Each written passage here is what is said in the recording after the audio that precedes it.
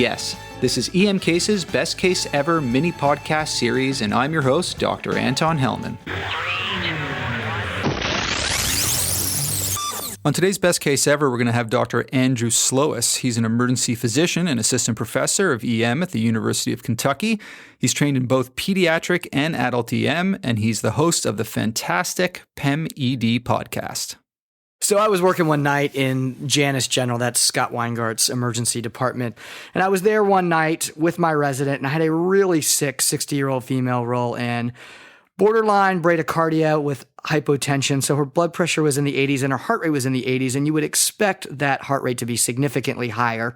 There's only 5 things that cause that, and that's electrolytes, drugs, ischemia, pacemaker malfunction, and neurogenic shock. And we quickly ruled out most of them by putting an ultrasound on her heart. And we got to the differential, honed it right down to one thing almost immediately when we saw pericardial tamponade. She had a huge pericardial effusion with the actual man jumping on the trampoline. You could see the man jumping on the trampoline. So very sensitive for the actual diagnosis. Called our cardiology colleagues, called our CV surgery colleagues to come help us because we knew more than likely she was going to definitively need a pericardial window. However, they were a long way away. We tried push-dose pressors, but she really wasn't getting any better. Not a lot of volume depletion, so we were scared to give too much volume. So we gave just a little bit of volume, and then we decided we had to cowboy up and go ahead and do the pericardicentesis. I think in Anton, in Canada, it's probably Mountie up. maybe. But Cowboy up, I love that. In Janus General and in the U.S., it's cowboy up. So we did the standard clean and prep and drape in the usual sterile fashion and proceeded with a pericardicentesis kit to draw off a little bit of blood. Standard 10 cc's or less that you would do. And immediately her blood pressure got up. By this point, we had an art line. Her blood pressure popped right back up, and we had given her a couple of push-dose presses of Hep-B, but we figured that had probably worn off and that it was most likely taking off the small amount of fluid that we did that caused the increase in blood pressure. And I was so anal, we actually took the fluid and we dumped it on the drape to see if it would clot. And while we were waiting there for about a minute or so, her blood pressure started to tank again. And this time she wasn't as responsive to the inotropes that we were giving. We had even started a drip at this point. We were titrating up and I was giving push doses on top of it. And we decided we were going to take a little bit more fluid off. And when we did, immediately the blood pressure popped right back up. And now this was definitely the art line. It was definitely a real increase. It was not having anything to do with the inotropes we were giving her other than the standard drip that we had started. We weren't giving her any more. So we figured that it probably was the removal of the pericardial fluid. And now we were up to about 20 mLs, which was concerning. But we felt with the ultrasound guidance that we saw the needle in the space where it needed to be. And we were pretty sure we were where we needed to be. And the patient wasn't going to do well, we thought, if we didn't do the drain. So we put the drain in. And almost immediately my heart sunk because I saw a pulsatile wave start to come back. And if you're not familiar with a pericardicentesis kit, there's a bag that you hook up, just like a Foley bag. And I took the Foley bag and I put it below the patient, and the pump continued. I brought it above the patient, hoping gravity would relieve it, and the pump continued, and my heart sank, as I hope everyone's heart on the other side of this mic is sinking at this time, knowing that I had most likely intubated the right ventricle. And that's exactly what I did. So the catheter was in the right ventricle. Ouch. Ouch. Ouch for me and ouch for the patient, ouch for everyone in the room. And by this time, the CV surgeon had just about shown up. I think he entered about a minute or two later as I'm doing the maneuver with the bag. He said, intubated the right ventricle, huh?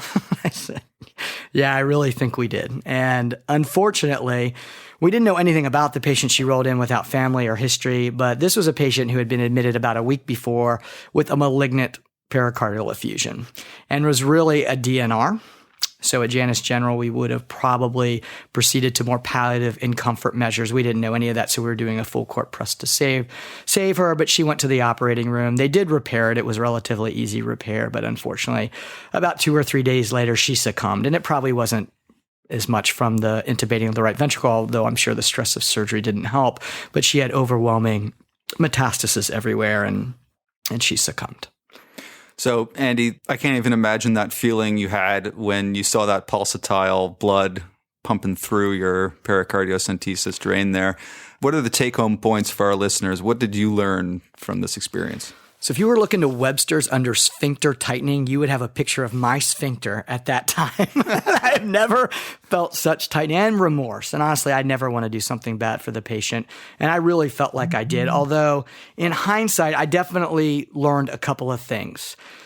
The first and foremost is I think I probably cowboyed up a little early. And if I had it all to do over again, and I have, then what I do is I drain off the fluid and I really push the inotropes. And I try to get somebody who can come in and who has done a ton of these to do what they really need, which is a pericardial window. And what we've learned is that if you look at the cardiology literature, they have this happen to them once or twice a year in a major cath lab. So it's not unreported, and they're doing it with fluoro. And since I don't have fluoro, and I've had to do it one other time, my approach is a little different. Number one, I try not to do it. So I would drain the fluid off, I would try inotropes, and then I would even drain it a second time before I push to drain. But if I'm out in the middle of nowhere where I can't possibly get someone to come in and do a window and the patient needs this to survive, then what I would do is two things. One, I would use the ultrasound. I would do a parasternal long approach and do this procedure through the chest. Shortest distance, least likely for complication. I would then take agitated saline once I thought I knew exactly where I was, and I would push that through the needle and see that it does not go into the right ventricle. So it must be in the pericardial space, and sometimes you can see it there. And then once I did that, I would thread the wire and I would take a 2-view chest x-ray in the recess room. One on a standard trauma stretcher with an AP, and then the second, I would just hold it up and do the lateral and try to ascertain that the wire was in the right place. And then finally, I would put the drain in. But I would at least add those 2 steps to try to decrease morbidity because I don't own a fluoro unit.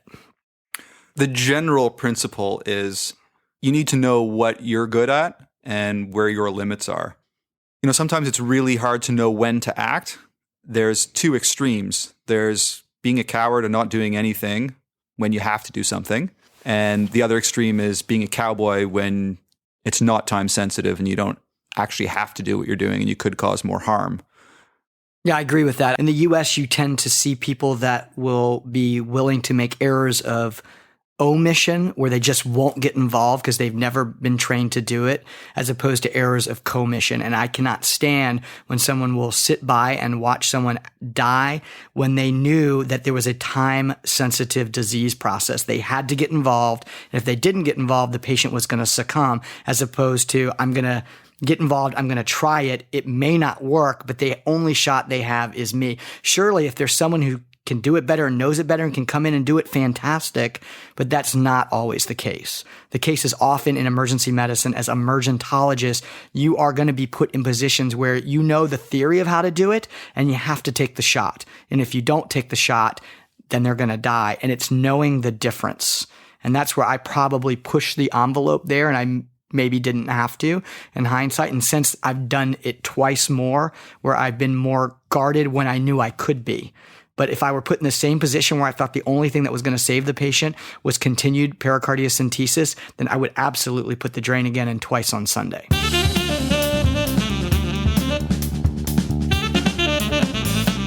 So Andy, thanks so much for being on Emergency Medicine Cases. I hope we can do some more work together in the future. It was fantastic, man. I love your country.